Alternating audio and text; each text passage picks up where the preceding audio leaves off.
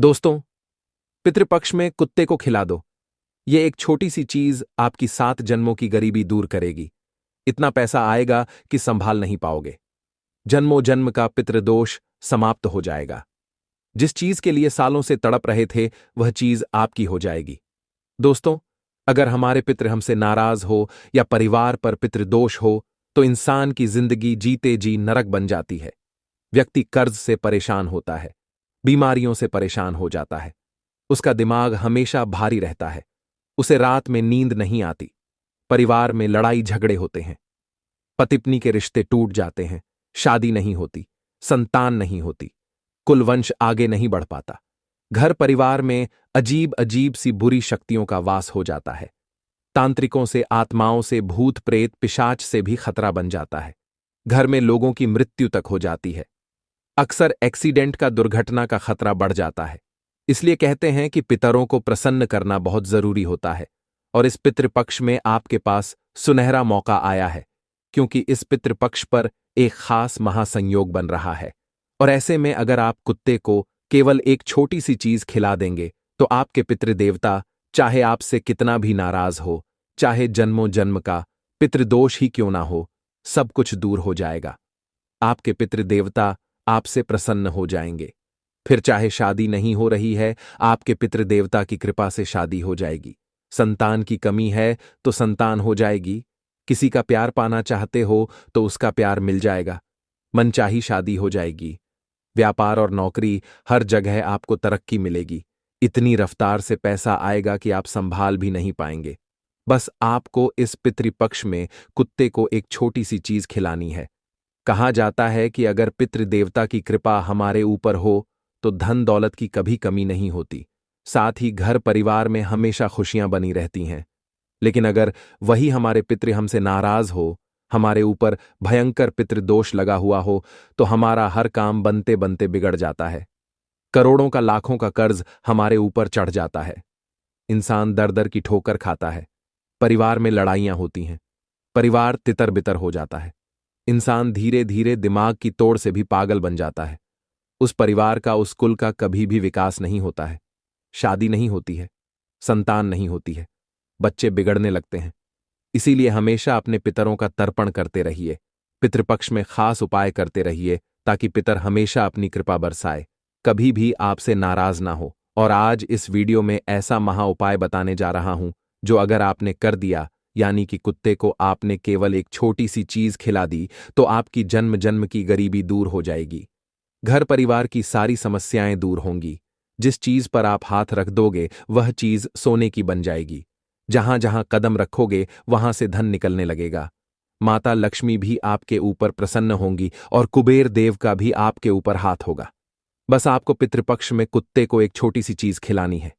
क्योंकि दोस्तों, कुत्ता जो है वह बाबा भैरवनाथ और यमराज का वाहन माना गया है।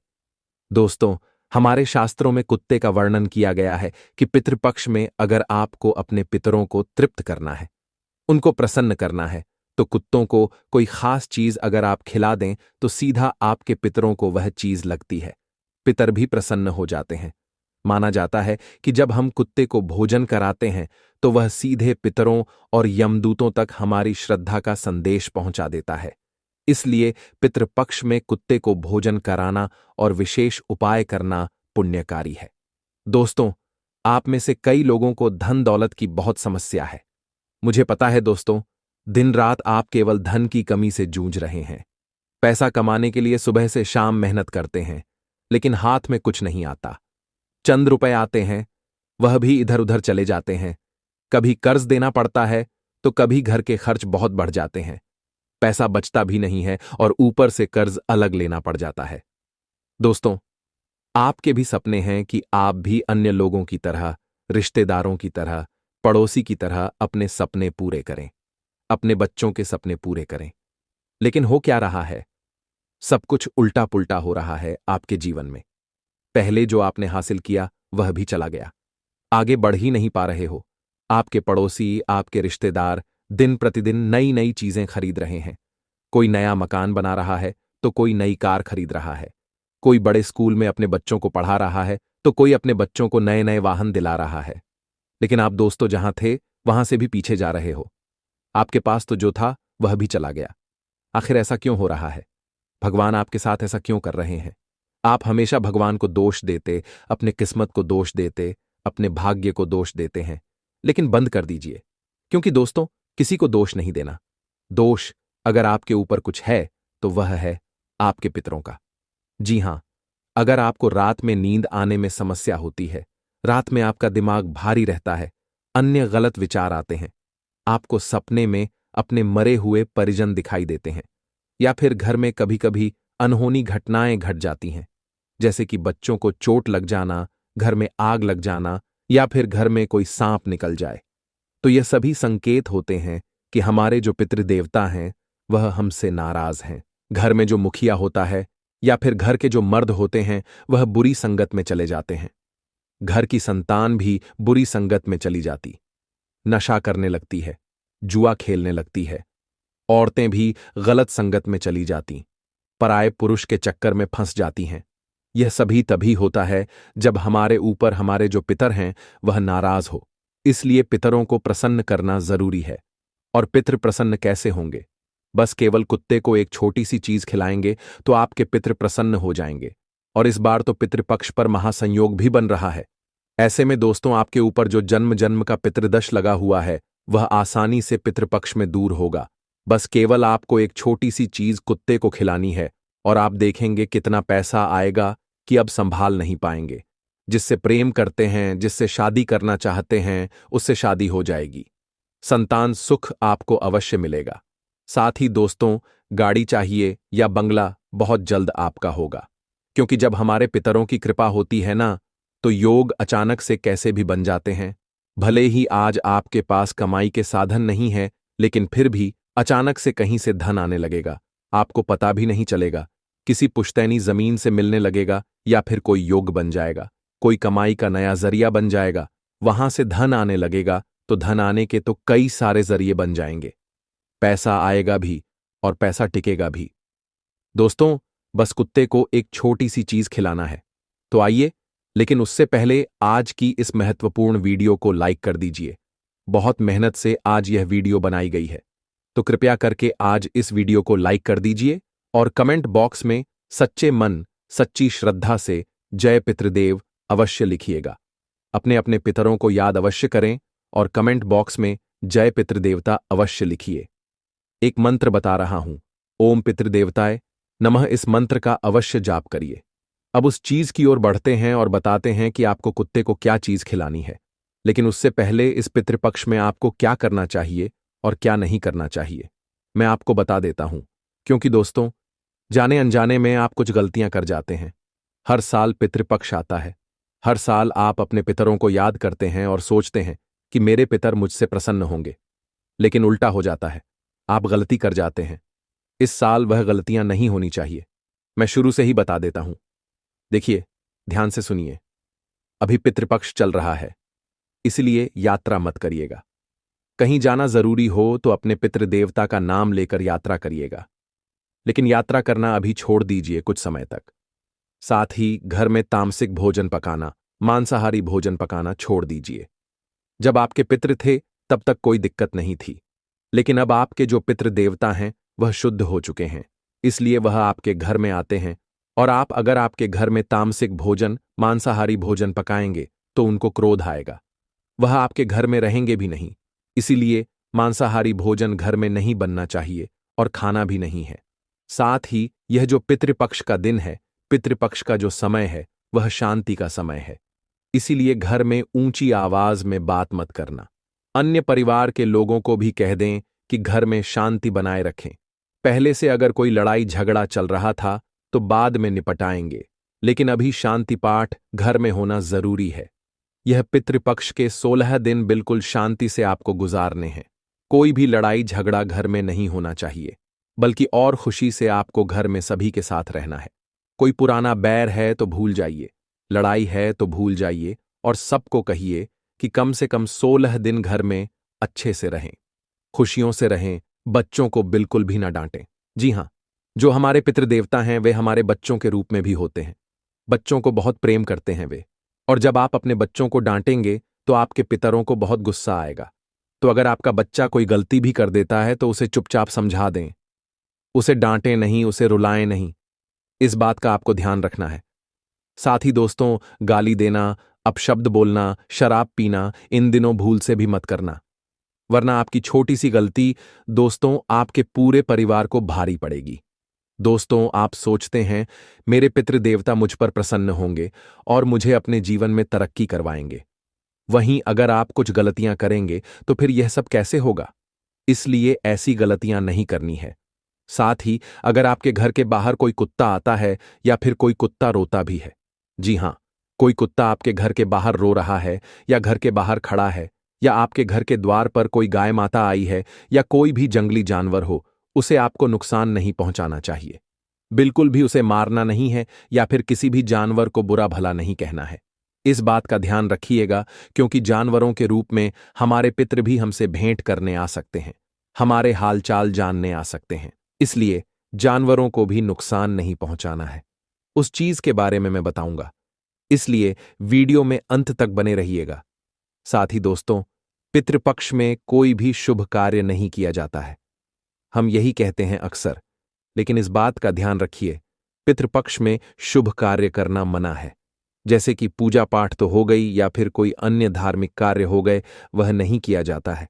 साथ ही पितृपक्ष में ज्यादा देर तक जागना भी नहीं चाहिए और आलस्य भी नहीं करना चाहिए।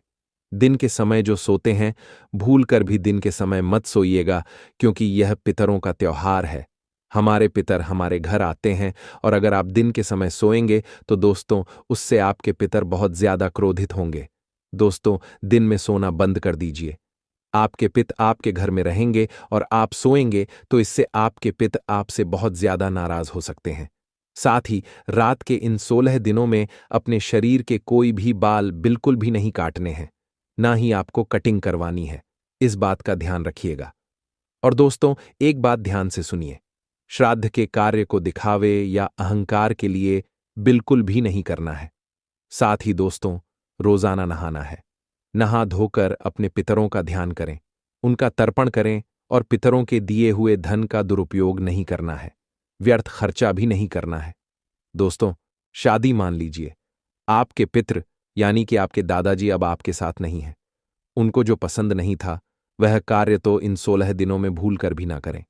मान लीजिए आपका कोई पितृ था, उनको शराब पीना बिल्कुल पसंद नहीं था, तो आपको शराब इन 16 दिनों तक नहीं पीनी है और घर में किसी को पीने भी नहीं देना है।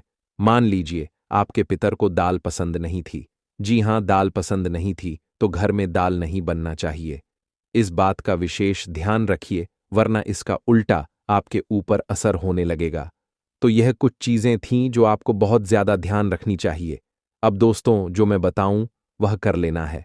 आपको क्या करना है वह भी जानना जरूरी है। ध्यान से सुनिए, श्राद्ध करना, तर्पण करना तो करना ही है। दोस्तों, अर्पण और पिंडदान तो जरूर करें।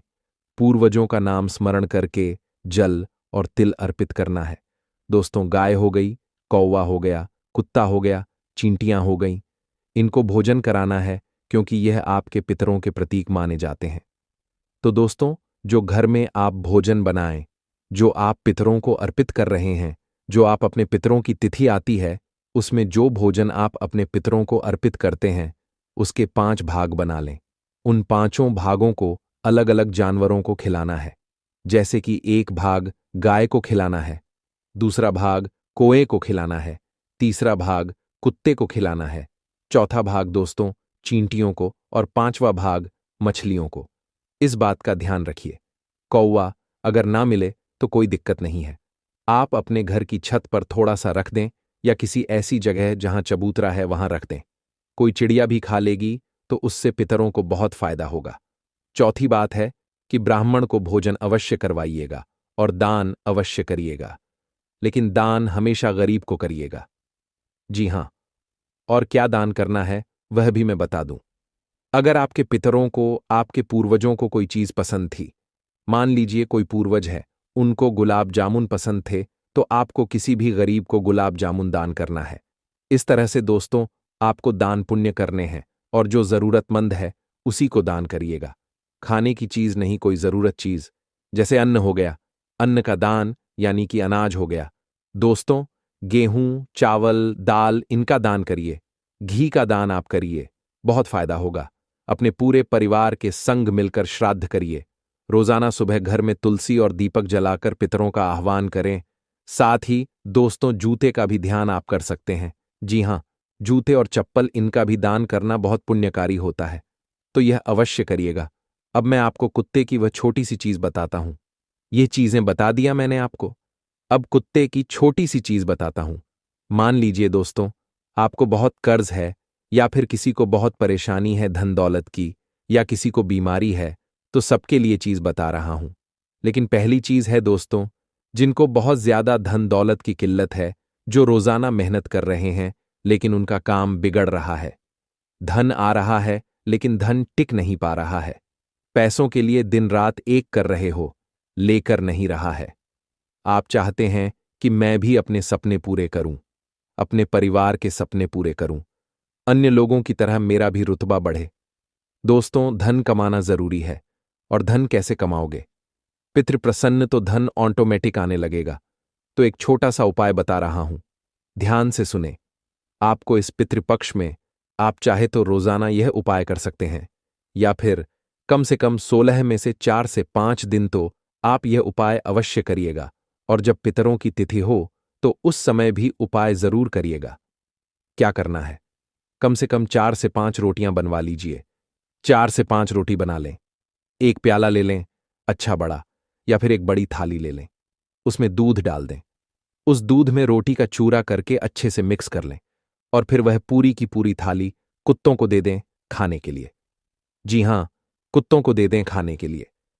और मन में केवल पितरों का ध्यान करें, और ऐसा सोएं कि मेरे पितर मुझ पर प्रसन्न है, और बहुत जल्दी ही मेरे जीवन में बहुत ज्यादा धन आने वाला है।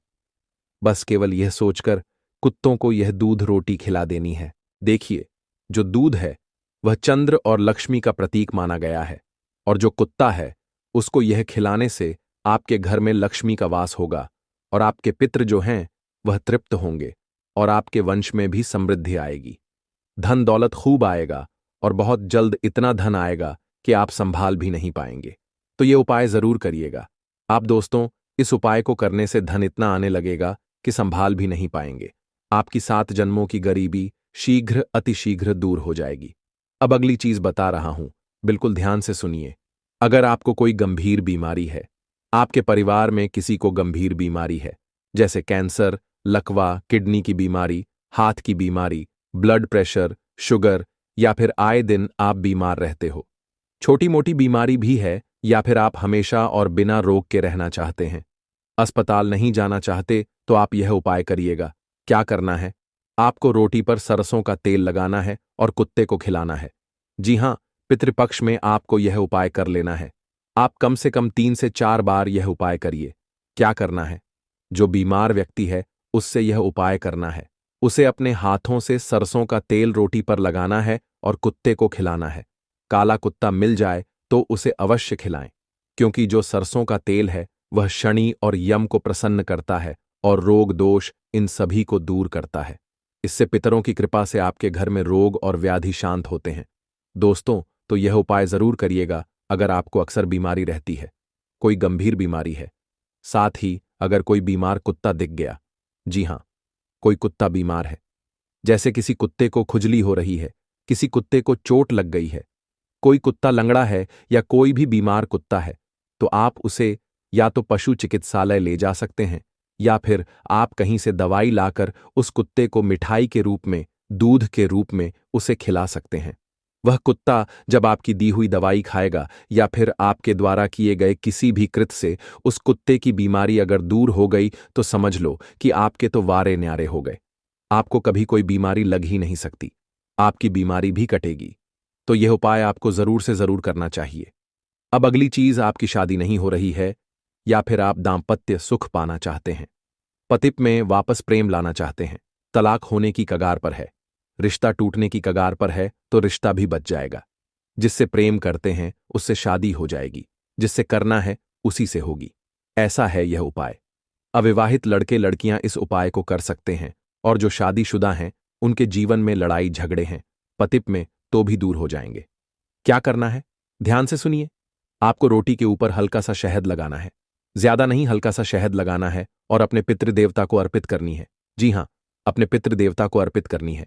जब भी आप तर्पण करें तो कुछ इस तरह से अर्पित कर दें और फिर जब पितृदेवता का तर्पण हो जाए तो वह रोटी उठा लें और उसे कुत्तों के बच्चों में बांट दें।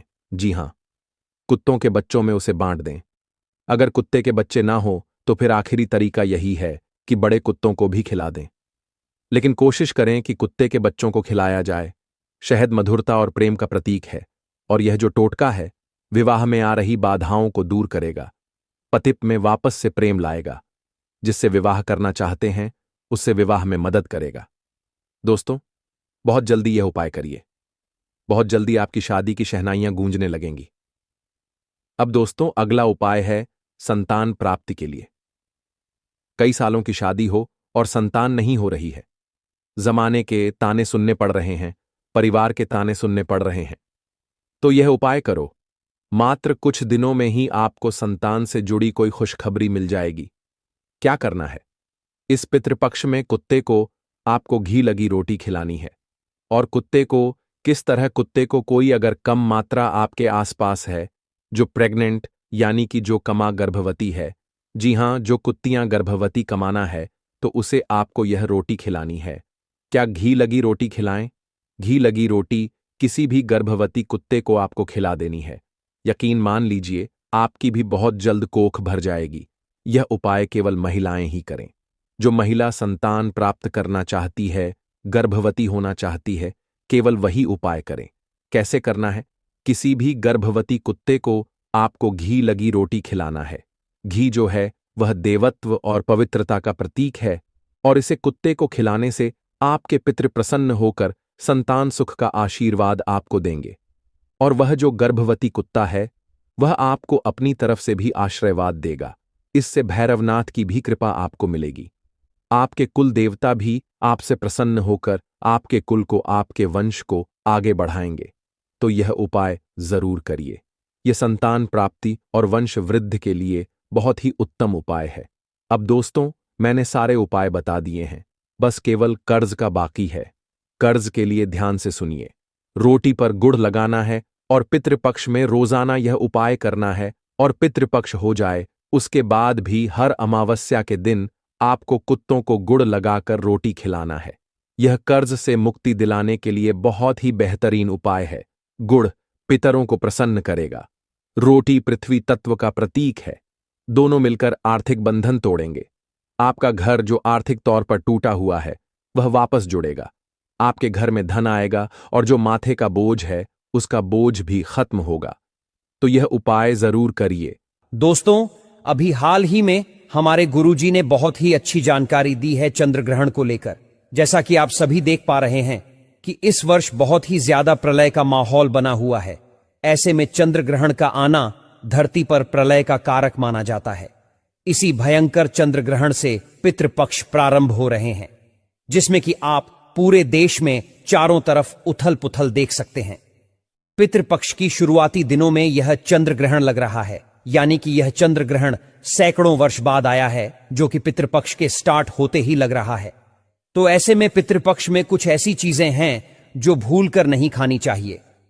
साल 2025 में पितृपक्ष कब से प्रारंभ रहेंगे और कब तक रहने वाले हैं, और शायद यह नवरात्रि कब से शुरू होंगे और कब समाप्त होंगे, इस वीडियो में हम आपको बताने वाले हैं। तो यह वीडियो बहुत ही ज्यादा महत्वपूर्ण होने वाली है।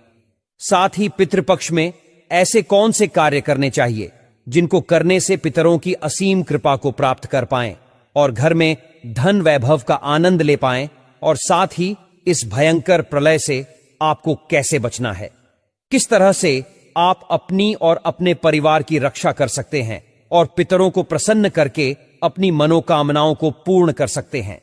संपूर्ण जानकारी आज आपको इस खूबसूरत वीडियो के माध्यम से प्राप्त होने वाली है। तो निवेदन है कि 5 मिनट का समय आज आप इस वीडियो को जरूर से दीजिएगा, क्योंकि यह वीडियो आप लोगों के लिए बहुत ही महत्वपूर्ण है। जो हमारे गुरुजी ने बताया वह आज इस वीडियो के माध्यम से हम आपको बताने जा रहे हैं। तो इस खूबसूरत से चैनल को सब्सक्राइब जरूर से कर दीजिएगा और कमेंट बॉक्स में अपना नाम और राशि डाल दीजिएगा, ताकि हम राशि अनुसार आपका भाग्य देखकर आपको आपके भाग्य से जुड़ी हुई जानकारी बता सके। दोस्तों, हिंदू पंचांग के अनुसार भाद्र मास की पूर्णिमा तिथि पर पितृपक्ष प्रारंभ हो जाते हैं, जो कि अश्विनी मास की अमावस्या तक, जिसे सर्वपितृ अमावस्या के नाम से जाना जाता है, उस दिन तक यह चलते हैं। ऐसे में आपको कौन सी चीजें खानी चाहिए और कौन सी चीजें नहीं खानी चाहिए, क्या करना चाहिए, क्या नहीं करना चाहिए, संपूर्ण जानकारी आपको प्राप्त होने वाली है। जैसे कि आप सभी को बता दें कि 7 सितंबर रविवार से पितृपक्ष आरंभ होने वाले हैं, जो कि 21 सितंबर दिन रविवार को ही समाप्त होंगे और उसके बाद शारदीय नवरात्रि का प्रारंभ हो जाएगा। साल 2025 में 22 सितंबर सोमवार से शारदीय नवरात्रि का प्रारंभ होगा।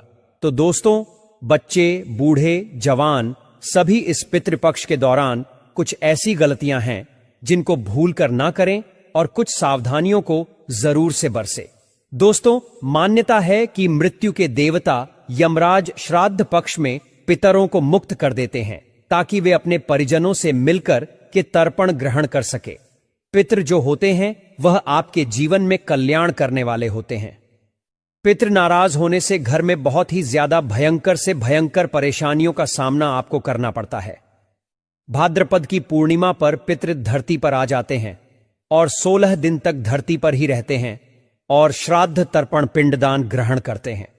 दोस्तों, सर्वपितृ अमावस्या की रात्रि को जब पितृ चले जाते हैं तो आपको बहुत सारा आशीर्वाद देकर जाते हैं। अगर आप उनके स्वागत में कोई कमी नहीं छोड़ते, उनके आदर में कोई कमी नहीं छोड़ते, तो पूरे साल धन वैभव की कभी कोई कमी नहीं आती। साथ ही वंश वृद्धि की आपको जो है आशीर्वाद प्राप्त होता है। 16 दिन के इन पितृपक्ष के दौरान कुछ ऐसी गलतियां हैं जिनको भूल कर ना करें और कुछ ऐसे काम हैं जिनको जरूर से करना चाहिए। 16 दिनों में पितरों की आत्मा की शांति के लिए पिंडदान, श्राद्ध, तर्पण कर्म किए जाते हैं। तो पितरों के लिए श्राद्ध से कुछ समर्पित करना ही श्राद्ध कहलाता है। यह 16 दिन पितरों को प्रसन्न करने के साथ साथ उनकी कृपा और आशीर्वाद को लेने का सबसे खास दिन माना जाता है। दोस्तों, जैसा कि आप सभी जानते हैं, पितृपक्ष के दौरान कोई भी शुभ और मांगलिक कार्य नहीं किए जाते। शास्त्रों में पितृपक्ष के कई नियम बताए गए हैं।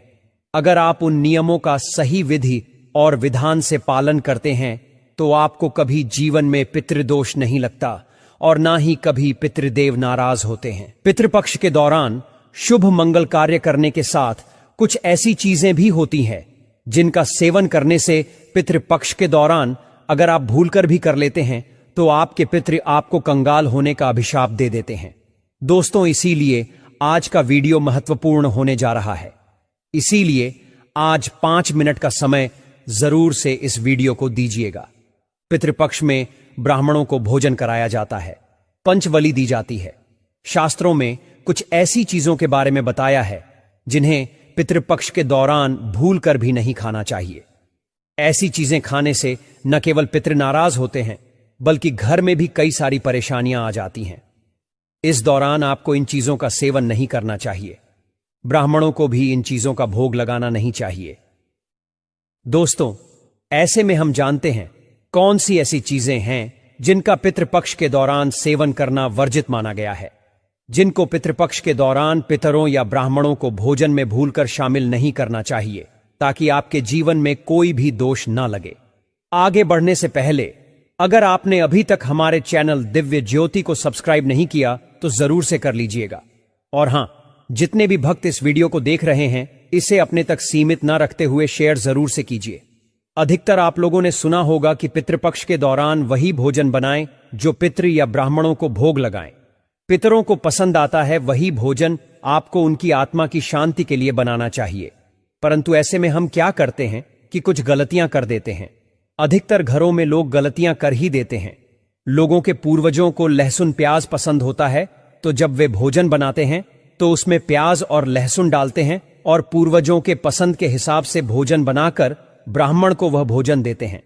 जिनसे पितृ कई तरह से नॉन वेज पसंद होता है तो नॉन वेज लेकर जरूरतमंद व्यक्ति को पितरों के नाम से दान कर सकते हैं, जिससे उन्हें पितरों का आशीर्वाद प्राप्त हो। दोस्तों, अगर आप भी ऐसा करते हैं तो ऐसी गलतियां करने से आपको बचना है, और कैसे बचना है यह वीडियो में आपको आगे प्राप्त होगा, और कौन से उपाय करके आप पितरों का आशीर्वाद प्राप्त करेंगे। शास्त्रों की माने तो पितृपक्ष के दौरान लहसुन, प्याज, मीट, अंडे का सेवन कभी नहीं करना चाहिए। पितरों के भोजन में भी इन चीजों का शामिल नहीं करना चाहिए कि शास्त्रों के अनुसार विष्णु और महालक्ष्मी जी को पितृदेव कहा गया है। पितरों का भोजन, श्राद्ध, तर्पण, पिंड दान सबसे पहले भगवान विष्णु और माता लक्ष्मी जी ही स्वीकार करते हैं। इसीलिए तो आपको इन चीजों को करने से मनाही की जाती है। इसके बाद ही यह भोजन पितरों को मिलता है और भगवान विष्णु और महालक्ष्मी जी के पूजन में कभी भी प्याज, लहसुन और तासिक चीजों का प्रयोग नहीं करना चाहिए। दोस्तों, इतना ही नहीं, आप सभी की जानकारी के लिए बता दें कि जब हमारे पितृ धरती पे आते हैं, उनका सम्मान अगर आप अच्छे तरह से करते हैं तो वह खुशी खुशी आपको आशीर्वाद भी देकर जाते हैं। परंतु हमारे जो शास्त्र है उनमें कुछ ऐसी चीजें हैं जिनको कभी भी आपको जल्दी से पितृपक्ष के दौरान घर में प्रयोग करना तो दूर, उन्हें घर में लाना भी नहीं चाहिए। इसीलिए इस बात का ध्यान रखना है। दोस्तों, श्राद्ध पक्ष के दौरान पितरों के निमित्त जो भोजन बनाएं या ब्राह्मणों को भोजन कराने के लिए जो भी भोजन बनाएं, वह आपका प्याज, लहसुन के बिना ही बनाना चाहिए। पितरों के नाम से ऐसा भोजन अगर आप किसी जरूरतमंद व्यक्ति को दान देते हैं, पितरों के निमित्त जो भोजन बनाया गया है, अगर वह बिना प्याज लहसुन के होता है तो वह शुद्ध भोजन की श्रेणी में आता है और ऐसा भोजन आपको आपकी मनोकामनाओं को पूर्ण करने का आशीर्वाद पितरों से दिलाता है। परंतु गलती से अगर आप इन सामग्रियों को अशुद्ध कर देते हैं तो घोर पाप लगता है। पितृदेव क्रोधित हो जाते हैं। ध्यान रखें, पितृपक्ष के दौरान आप भी प्याज, लहसुन और तामसिक चीजों का भूल कर इस्तेमाल ना करें। शराब का सेवन घर में बिल्कुल ना करें। दोस्तों, पितृपक्ष के दौरान बासी भोजन ना करें।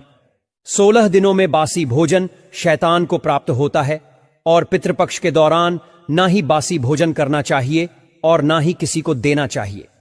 अगर किसी जरूरतमंदी व्यक्ति को अगर आपके द्वार पर आया है, उसे बासी भोजन देते हैं, तो शास्त्रों में ऐसा कहा गया है कि पितृपक्ष के दौरान जब पितृ किसी भी रूप में आपके द्वार पर आते हैं और आप ऐसे में उनको बासी भोजन देते हैं तो पितृ आपको अपना श्राप देकर जाते हैं, जिससे भयंकर पितृदोष लगता है। तो इस बात का विशेष ध्यान रखना है। भोजन जब भी आप करते हैं, जिस तरह से आप भोजन करते हैं, ठीक वैसे ही भोजन आपको सामने वाले व्यक्ति को देना चाहिए। दोस्तों, पितृपक्ष के दौरान अपने खुद के लिए वस्त्र नहीं खरीदने चाहिए। इन 16 दिनों में वस्त्रों का दान कर सकते हैं, परंतु अपने लिए वस्त्र खरीदना भी हमारे शास्त्रों में वर्जित माना गया है। इस दिन वस्त्र खरीदना अशुभ माना जाता है और पितृपक्ष के दौरान पति पत्नी को दूर बनाकर रखना चाहिए, क्योंकि इस दौरान हमारे पितृदेव हमारे घर के अंदर ही मौजूद रहते हैं। अगर आप ऐसा करते हैं तो पितृ नाराज होकर चले जाते हैं और घर में कभी वापस नहीं आते हैं, जिससे कि आपके वंश वृद्धि में परेशानियां आ जाती हैं, रुकावटें आ जाती हैं। इन 16 दिनों के अंदर खुशी खुशी पितरों का स्वागत करें, उनका आशीर्वाद प्राप्त करें। और दोस्तों, पितृपक्ष में पितरों का भोजन बनाते समय भोजन में चावल, दाल, रोटी बनाएं। पितरों के लिए सदैव पक्का भोजन बनाएं। पूरी, कचौरी, पराठे इत्यादि बनाएं। हलवा, पूरी बनाएं, खीर आदि बनाएं। पितरों को खीर पसंद आती है। खीर बनाकर हमें पितरों का ढेर सारा आशीर्वाद लेना चाहिए। आप ऐसे में स्वयं भी दाल, चावल, रोटी आदि खा सकते हैं, परंतु पितरों को यह चीज ना दें। लेकिन याद रहे, पितरों को जो भोजन बनाएं, ब्राह्मणों को जो भोजन कराएं, वह पक्का ही भोजन हो, जैसे कि पूरी, खीर, मूंग की दाल, कचौड़ी, जलेबी, ऐसी चीजों का भोग लगाएं। लेकिन याद रहे, पितृपक्ष के दौरान घर में मसूर की दाल नहीं खानी चाहिए, ऐसा हमारे शास्त्र कहते हैं। दोस्तों, मसूर की दाल के अलावा पितृपक्ष के दौरान काले नमक, काले जीरे का सेवन भी नहीं करना चाहिए और ना ही ब्राह्मण भोजन में इन चीजों को शामिल करना चाहिए। पितृपक्ष के दौरान मूली, लौकी, खीरा और सरसों जैसे साग को बिल्कुल भी नहीं खाना चाहिए। श्राद्ध पक्ष में इन चीजों को खाना और खिलाना दोनों ही वर्जित होते हैं। श्राद्ध पक्ष के दौरान पितरों के भोजन में नींबू नहीं डाला जाता। आप स्वयं नींबू का सेवन कर सकते हैं, लेकिन पितरों के भोजन में, ब्राह्मण भोजन में नींबू ना डालें। पितृपक्ष के दौरान कोई तांत्रिक क्रियाएं भी की जाती हैं, इसीलिए इस दौरान दूध, दही या सफेद खाद्य पदार्थ जैसे कि सफेद रंग की मिठाई, बर्फी इत्यादि का सेवन नहीं करना चाहिए। लेकिन हां, यह चीजें आप अपने घर में ही बनाकर खा सकते हैं। अगर कोई आपको इन चीजों को देता है तो आपको पितृपक्ष के दौरान ऐसी चीजें कभी किसी से नहीं लेनी चाहिए। दोस्तों, पितृपक्ष के दौरान गाय के दूध का सेवन करने से बचना चाहिए, खास तौर पर वह गाय जिसने हाल ही अपने बच्चे को जन्म दिया हो। ऐसी गाय के दूध का सेवन भूलकर भी ना करें। पितृपक्ष के दौरान खीर अवश्य ही बनाई जाती है और खीर का पितरों को, ब्राह्मणों को भोग लगाया जाता है। इसीलिए आप पितृपक्ष के दौरान दूध से ही खीर बनाकर उसका भोग लगाकर प्रसाद के रूप में उसे ग्रहण कर सकते हैं, लेकिन खाली दूध का सेवन न करें। दूध का सेवन न करें और पितृपक्ष के दौरान खड़ी बनाना और खाना भी वर्जित होता है। बात का विशेष ध्यान रखना चाहिए। पितृपक्ष के दौरान आपको कुलथे की दाल का भी सेवन नहीं करना चाहिए।